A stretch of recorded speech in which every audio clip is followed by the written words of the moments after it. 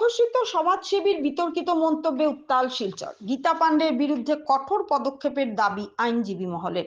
শহর জুড়ে তীব্র চাঞ্চল্যের কেন্দ্র স্বঘোষিত সমাজসেবী গীতা পাণ্ডে।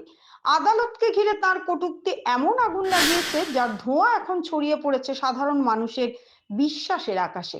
আইনজীবীরা সরাসরি বলছেন এটি আদালত অবমাননার শামিল, আর এর শাস্তি কারাদণ্ড ছাড়া কিছুই নয়।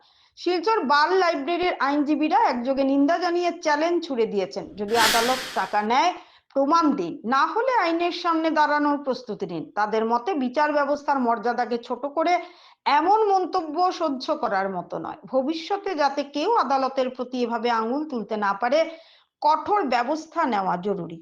অভিযোগের ঝড় এখানেই থামছে না। কলেজ রোডের বাসিন্দা বাবলি দাস সহ একাধিক ব্যক্তি জানিয়েছেন, সমস্যা মেটানোর নাম করে লক্ষাধিক টাকা হাতিয়ে নিয়েছেন গীতা পাণ্ডে, কিন্তু সমাধান তো দূরের কথা, উল্টে সমস্যা আরো বাড়িয়েই দিয়েছেন, যেন তার ঘরটাই ছিল অবৈধ আদালত। মানুষের ক্ষোভ এখন চূড়ান্ত। সামাজিক মাধ্যমে চলছে একটাই দাবি, গীতা পাণ্ডের শেষ ঠিকানা জেল। আইনজীবীরা সতর্ক করে বলছেন, স্বেচ্ছাসেবী সংগঠনের নামে কিছু ব্যক্তি জনদুর্দশাকে ব্যবসার খাতে পরিণত করছেন। সমস্যার সমাধান চাইলে আদালতে যান, আইনের পথে হাঁটুন, মধ্যস্থতাকারীর ফাঁদে নয়। এখন শহরের চোখ প্রশাসনের দিকে। বিচার ব্যবস্থার প্রতি আস্থা ফিরিয়ে আনতে কি বার্তা দেবে তারা? গীতা পাণ্ডের বিরুদ্ধে কোন পথে এগোবে তদন্ত?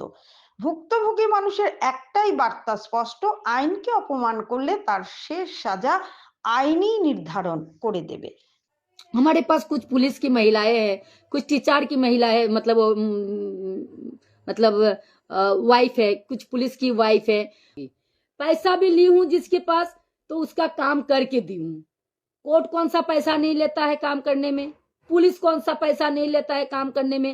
पुलिस के पास अगर जाओ सर्च वारंट के लिए तो बोलता है गाड़ी मंगाओ, खुद की गाड़ी लेकर जाना पड़ता है।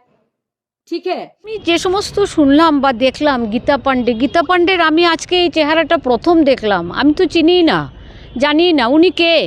আর এরকম ফেসবুকে বা ভাইরাল মিডিয়াতে এরকম প্রকাশ্যে বলা যে কোন সা কোর্ট পয়সা নেই লেতা, এরকম বলেছেন না? তো কোন কোর্ট পয়সাটা নিল, কোন কোর্ট? ওনার কাছে কি সবুত আছে একটু তো দেখাতে বলুন, প্রডিউস করতে বলুন।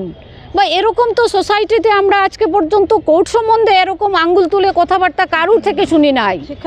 তো যাই কিছু বলে থাকেন, উনার তো কিছু বেস দরকার, না হলে তো বলতে হবে যে এরকম কি বলা যায়। উনাকে বলুন তো ম্যাডাম। এটা তো এই যে সংগঠন আপনারা বলছেন, সেই সংগঠনের কোনো কি রেজিস্ট্রেশন আছে?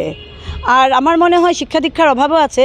আর যদি শিক্ষা দীক্ষার অভাব না থাকতো তাহলে বোধহয় বিচার ব্যবস্থার উপরে কেউ আঙুল তুলতো না। আর এইসব ওনাদেরকে এইসব কথা বলার জন্য ভবিষ্যতে যেন প্রশ্রয় দেওয়া না হয়, কারণ ওনাদের কোনো বেইজই নেই। কার উপরে কথা বলছে, কিসের উপরে কথা বলছে, তো এটা নিয়ে কথা বলতেই চাই না আমরা। মানে আনরেজিস্টার্ড একটা অর্গানাইজেশন, কি বলবো? এইভাবে যে আইনজীবীদের বিরুদ্ধে আর্থিক যে বিষয়টা নিয়ে আসা হলো, ভবিষ্যতে কি আপনারা কোনো ধরনের আইনি বা কোনো ধরনের তার বিরুদ্ধে কড়া পদক্ষেপ নেবেন? দেখুন, সবচেয়ে বড় কথা, আপনারা বোধহয় জানেন, অল্পবিদ্যা ভয়ঙ্কর একটা জিনিস জানেন। তো এইসব আনরেজিস্টার্ড নিজেদের টিআরপি বাড়ানোর জন্য এইসব করছে। আর আমি বলবো সোসাইটিকে বলবো এইসব জিনিস কমপ্লিটলি ইগনোর করা, অ্যাভয়েড করা। যার কোনো লিগ্যাল লোকাস্ট্যান্ডেই নেই। কিসের লোকাস্ট্যান্ডি? কে? বিচার ব্যবস্থা আমরা জানি একমাত্র কোর্ট। আর কি খাপ পঞ্চায়েত? খাপ পঞ্চায়েত তো অনেক আগে ভারতবর্ষ থেকে এটাকে নির্মূল করে দেওয়া হয়েছে। এখানে খাপ পঞ্চায়েত চলবে না। তো সমাজকে কি বলবেন আপনারা? এটাই বলবো যে এইসব জিনিসের প্রতি আপনারা নজর দেবেন না। এইসব জিনিস আপনারা জানবেন। আপনারা যদি এতটুকু শিক্ষা দীক্ষা থাকে, আমাদের বিচার ব্যবস্থা আছে, কোর্ট আছে, আদালত আছে, পুলিশ প্রশাসন আছে। যদি কোনো আপনার সত্যিভাবে আপনার পীড়িত হন বা কোনো কিছু আপনারা ভিকটিম, আপনারা প্রপার ফোরামে যাবেন, খাপ পঞ্চায়েতে না। ম্যাডাম, সমাজকে কি বলবেন আপনারা? না, সমাজের কাছে আমাদের এটাই অনুরোধ যে প্রত্যেকেই বিচার ব্যবস্থার উপরে বিশ্বাস থাকা দরকার। আর যদি কোনো প্রকারে কোনো কেউ পীড়িত হয়ে থাকেন, প্রপার ফোরামে অ্যাপ্লাই করা দরকার। আর এসব যে আজে বাজে কথাতে কান না দেওয়া একদমই উচিত। কারণ গীতা পাণ্ডে আমরা এই আজকে প্রথম দেখলাম, আমি আজকে এই প্রথম দেখলাম গীতা পাণ্ডে। আরো একটা আওয়াজ শুনলাম, কি জানি, এটা গীতা পাণ্ডের আদালত।